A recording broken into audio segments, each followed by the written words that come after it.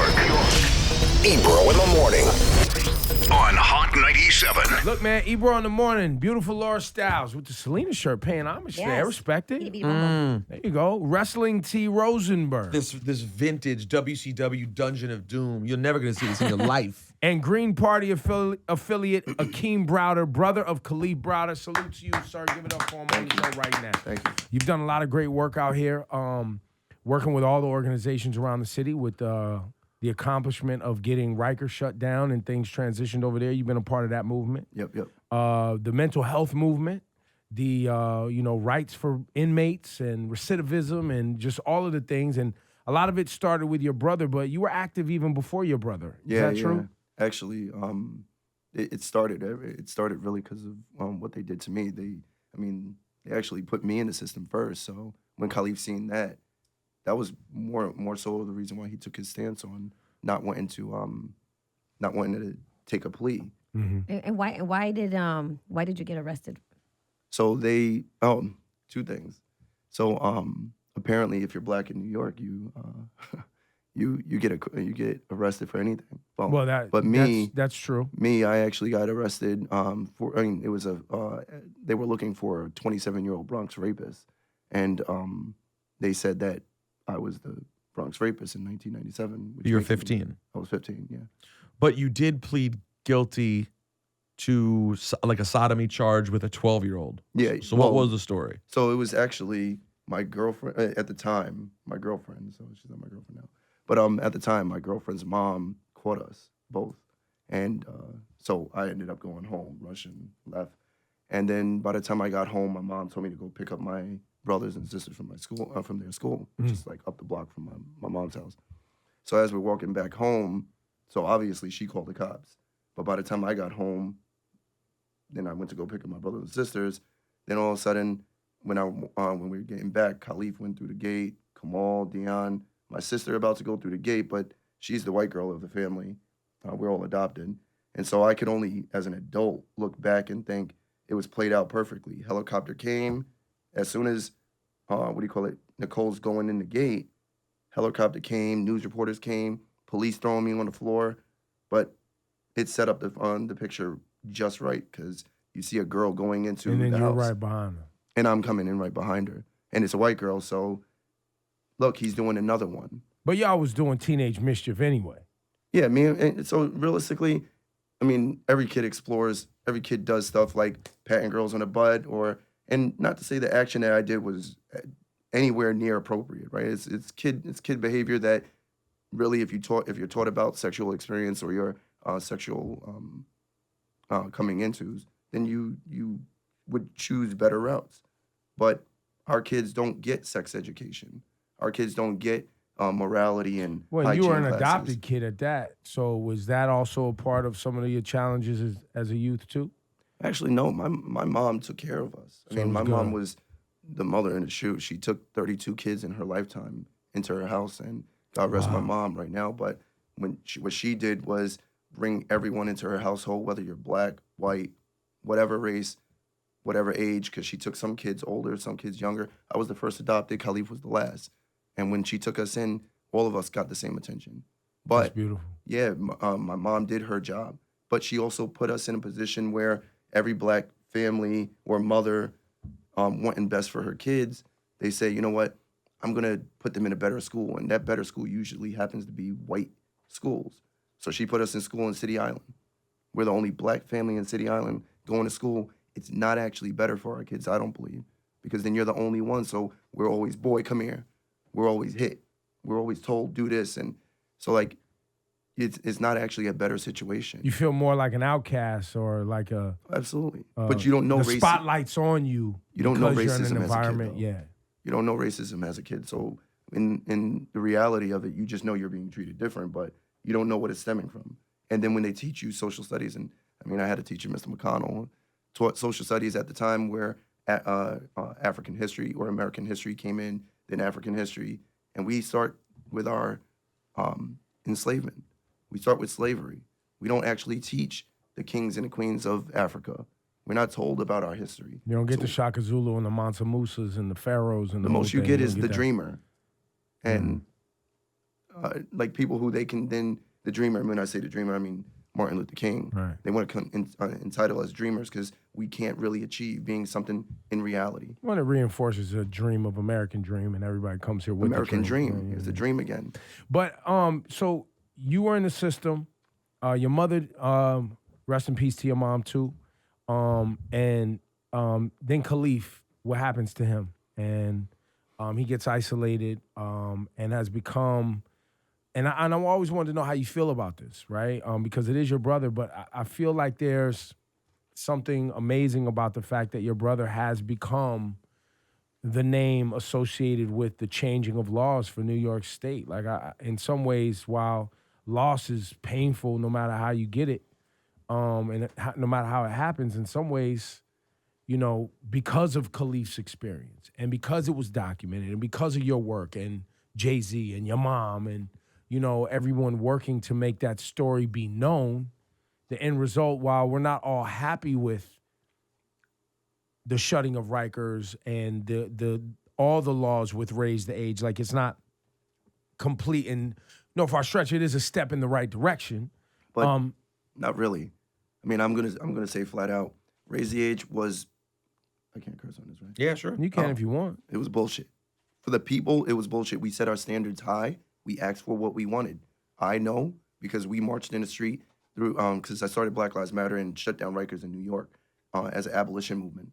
And as we were marching, we went through every borough, every city, every block. We went through marching, saying the names of people that were brutally killed or mistreated. We heard what the people wanted. I was a part of helping, not just helping put together Raise the Age, but also putting it together, writing it. Mm-hmm. And what happens is we asked for 38 different points. When we couldn't get it passed for 12 years, right? And we had extensive analytics behind it. Then all of a sudden, we couldn't get it passed for another year. They saw it as, and they being the Republicans that ended up signing this, co-sponsoring the bill and taking charge. What they did was change the bill and kept the name so people knew the name. And then they followed behind these lobbyist companies that says, yeah, raise the age, this is raise the age. And yet you're following behind something that's actually just a name that you remember. But it doesn't have any meat behind it. There's no Nothing. substance. So 38 it didn't points. actually raise, what did it do? Did it not accomplish anything? 38 points, not a single one. But now in the state of New York, my understanding is, in the state of New York, you will not be put in an adult facility here in coming years if you are below the age of 18. That's a lot. No, it's not that you're lying, but it's not true. That is not. So if I'm 16, I could still be put in an adult So facility. here's what it is. We asked for 16 to 21. Kids are not responsible for what they do up until 21. Scientifically proven, your frontal cerebral cortex is not developed. You can't make long-term decisions. So they heard that and they came back and said, we only want 16 and 17-year-olds. And not just 16 and 17-year-olds.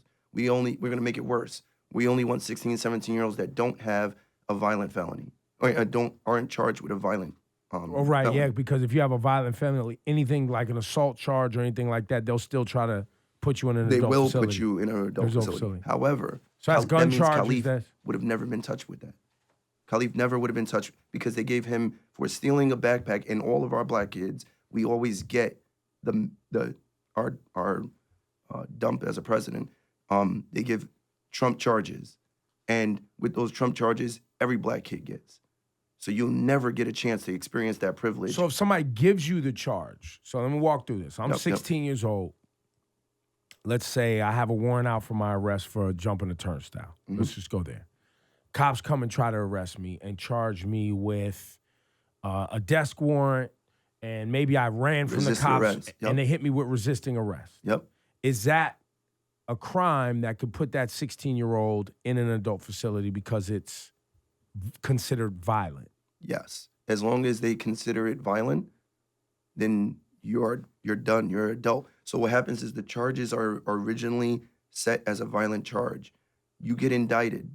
It's up to the judge at the end to then drop the charges to a lower offense. But that's done through plea bargaining because all our kids take plea, or not just kids, but everybody that goes through the system Take takes some sort of a plea deal. bargain. Some sort of We don't go to trial. We can't afford it. And the courts can't really afford it. It's not that we can't.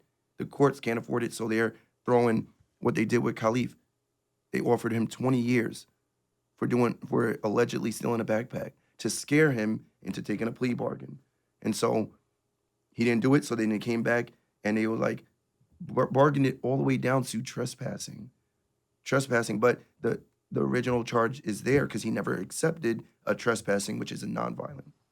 So you're always a violent. The moment that they bring it down to a nonviolent is when you take a plea. So you're getting off of Rikers anyway. So raise the age you feel that will be ineffective. It was, and that's not. No, the I mean only- in the long term, we feel like we will still see 16 and 17-year-olds in adult facilities for nonviolent crimes. Even No, nonviolent not crimes. nonviolent crimes. If you're charged with a nonviolent and you're 16, 17, You'll be good. But here's the thing. Here's the contingency. They still want you. So here's the thing. We asked for jurisdictional rights. We don't want corrections. We didn't want corrections having jurisdiction over our kids.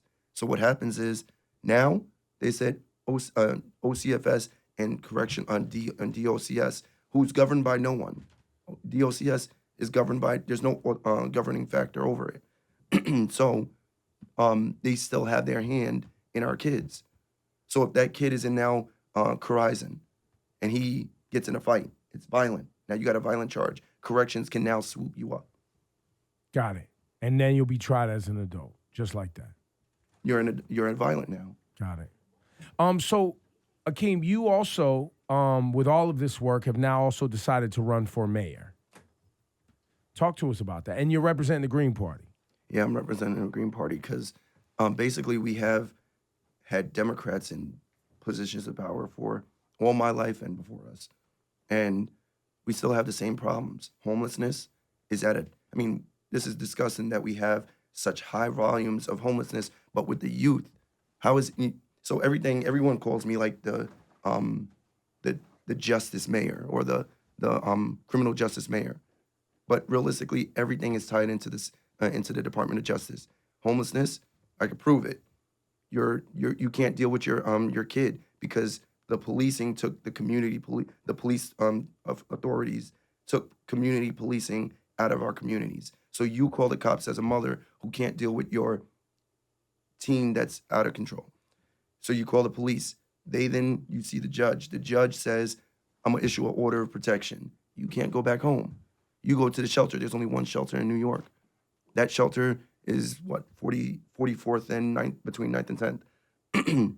So you can't make it there, or if you make it there on time, that facility holds 5,500 beds. 5,500 beds for youth that's homeless, and yet it's always full. So that kid can't get a bed. He has to sleep on train or in Union Square or wherever. They get arrested. They get into Rikers. Boom. You do it 3 times, you're then considered a predicate. They put disgusting, demoralizing, demonizing terms upon people that you do it 3 times. What would you expect? You're playing baseball with me. So that's one of your issues, obviously. That's one. The other one, oh. And you also had an issue with Mayor de Blasio because you felt that he wasn't quick enough to act on this whole closing of Rikers. Is that correct? Not just that he wasn't quick enough. He's lying. He lies to us, period. When he got into office with this, he has a black wife that gave him favor, black kids. But 3 months out of office, into office, he got rid of his one main platform, which was free pre-K for all. We got pre-K for all now, but it's not free pre-K for all, which was a good platform, and yet got rid of it. What has he been doing for us lately? Hiring 1,200 new officers, 1,500 new correctional officers. If you're trying to shut down Rikers, why are you getting new officers? Why are you also approving tasers and live ammunition on Rikers? They don't even have weapons to fight you back. So, well, I know the Rikers thing. I've always felt like the closing of Rikers was always going to be a sham anyway, just because they're not going to not have a facility. It's not like Rikers is going to go away and they're going to not have a facility. Well, no, I thought they just wanted to break that specific one down because they're of gonna how have corrupt it is, and then have 10, other they're going to ones. have 10 others or 4 others or whatever the number is. Right. There's So- going to be new facilities that they're going to build. Yes. And so they're going to have more staffing. So I assume in my mind, if y'all gonna spread this out, there's gonna be more bodies, and they're gonna spend more money. And Well, they're invest gonna more. flip that into an upside because if you're gonna Yes. I'm gonna get rid of the old one, which is good because it's a mess. But I'll also use that as an opportunity to Bank. but right, which by the way, I see the negative in that, but I also see the positive in it because remember, de Blasio is not in favor with the police because he has been seen as someone who's taken the side of the people in certain incidents with the police. Where? According to the police. No, but no, not I'm always not- according to the people. Not to the people. But there were specific cases like when the police turned their back on him. Yes. Right. Was because he did stand up and say, I don't approve of this behavior. And we can all sit here and act like that's nothing. But I'm telling you right now, being in the situation that he's in trying to govern the city, that's not nothing. I don't think anybody's. I don't act like it's nothing. What I'm not do talking know, to you, no offense. But I mean, the look you're giving is that it's nothing. That ain't nothing. But there's different ends of the spectrum, right? De Blasio's in a lose-lose, right? Yeah. He's in a lose-lose scenario, right? What Bloomberg used to do, because he was a billionaire, was make sure everybody had money in their pocket so they loved him. We live in New York City. It's all about the money. Everybody made money under Bloomberg. They'll always remember Bloomberg was the man, right? Everybody got paid, every church, every preacher, every organization, every nonprofit, da-da-da. What we also got was a gang of new buildings built by some construction companies who don't give a rat's ass about affordable housing. So here de Blasio walks in talking this affordable housing shit, and everybody's like, yeah, nah, fam. These deals is already cut under Bloomberg. Plus, you're going to go against the unions, de Blasio, who are getting all these jobs? You're going to go against all these other people who are getting these jobs? You're going to go against big business on Wall Street, too, at the same time while you stick up for these people? Yeah, right. Oh, and by the way, you're going to go against the NYPD, too? He really didn't have the balls to do what he does, what he says he's going to do. So it's great to talk about something Is it the like balls or is it ability. The the ability. ability? But the ability, okay, so let's talk on ability. He doesn't really have, he gives a great lip service. That's why I call him the lip service mayor. He gives a great lip service, but he doesn't back anything he does. He says, meaning when he said, like I said about the free pre-K for The all. universal pre-K. So you're Yeah, saying that's a fail. 3 months into office, he got rid of it. That's why you don't see those free signs above pre-K for So all. how is it anymore. being paid for? Like, I know people who are getting in people- their kids in early They're education. nonprofit. They're 501c3s. So they have to ask for money all the time. So they're being funded by the city, but By who are the- they being funded by? I mean, I'm a 501c3 with Kalief Browder Foundation. What do? We have You to raise ask money. You gotta we have raise to ask money. the people. We have to lean on the people to get funding to do what the government should be doing, which is when you send someone home like Kalief, you shouldn't have to, as a family, pick up the pieces by yourself. The family takes it on. The community helps. You did this to my brother, city of New York, the system of New York. You did this to my brother, so why is it that my mom has to cut my brother down? Because you didn't do your job in giving him proper mental health awareness. So 501c3 companies like Exodus Transitional Community, they, as well as myself, there's only like 3 prominent ones in New York. And they have to lean on the people to ask for donations. When you do that, you're burdening the people. I want to get rid of that. No, we should still have these service providers, but we have money. I actually sit on when the you say we, you mean the city of New York? Yeah, the city of New York has money. It's just they are lying to the public. So I sat on the board for the city of New York's finance committee, and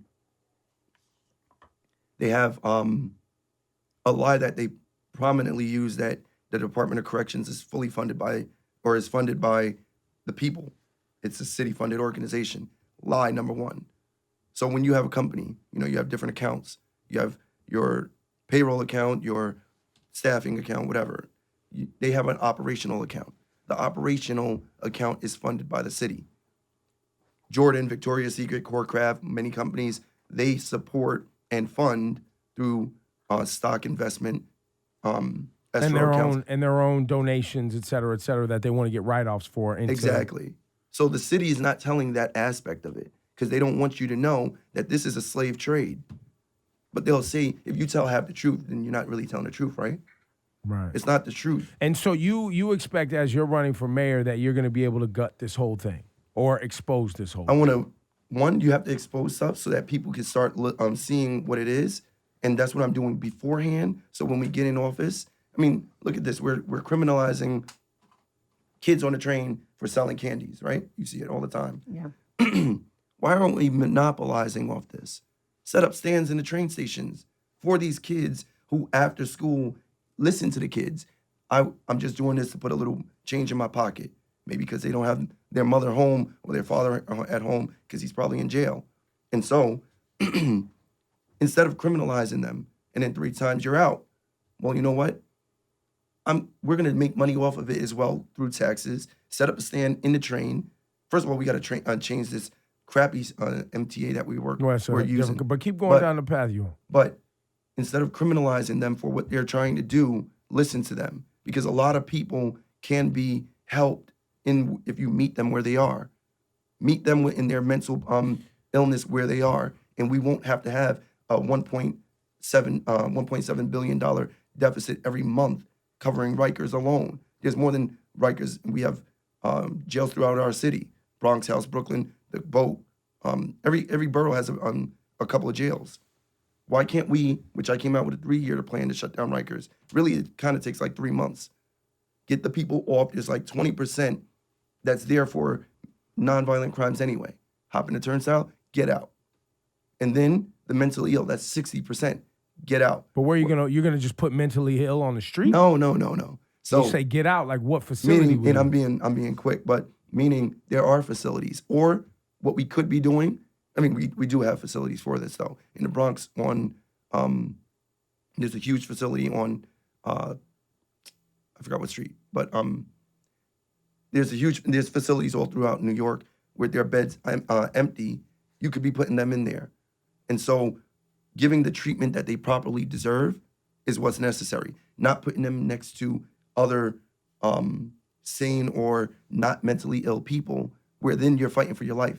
Right, or violent criminals, etc. So, do you have a site? Like, what Akeem Browder for mayor? What's the whole thing? We have because a lot Akeem of work Browder. you're going up against de Blasio in a city that is about money, right? And one of the things people we are talk fed about, up.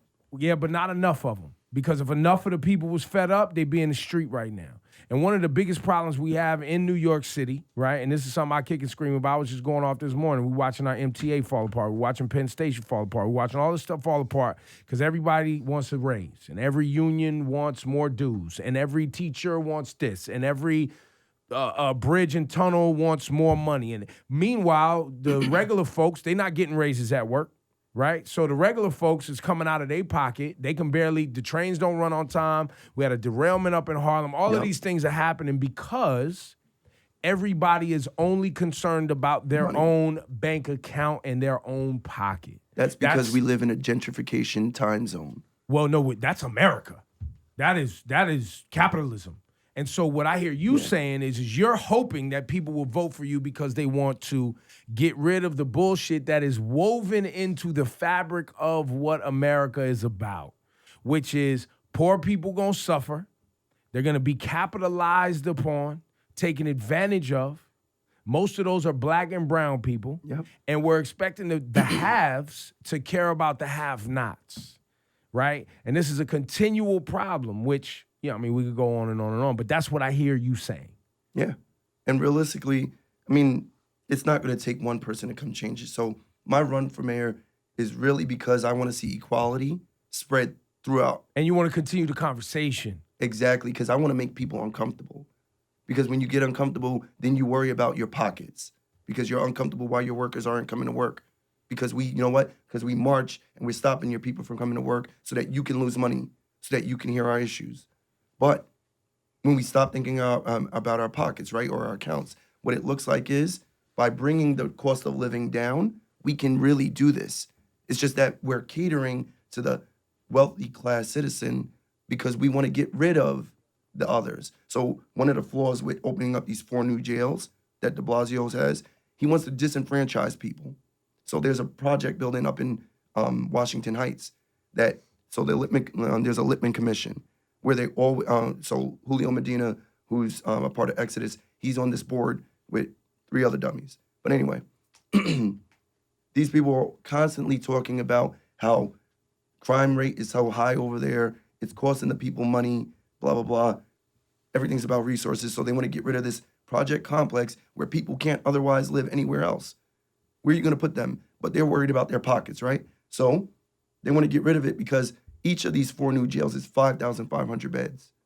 So you're really recreating a hellhole. You're displacing poor people to put in buildings that are going to be basically for poor people so you can make money off their cheap labor, which is what we do at most of our facilities. And it looks like you're creating jobs because you're getting construction, right? But it's really union.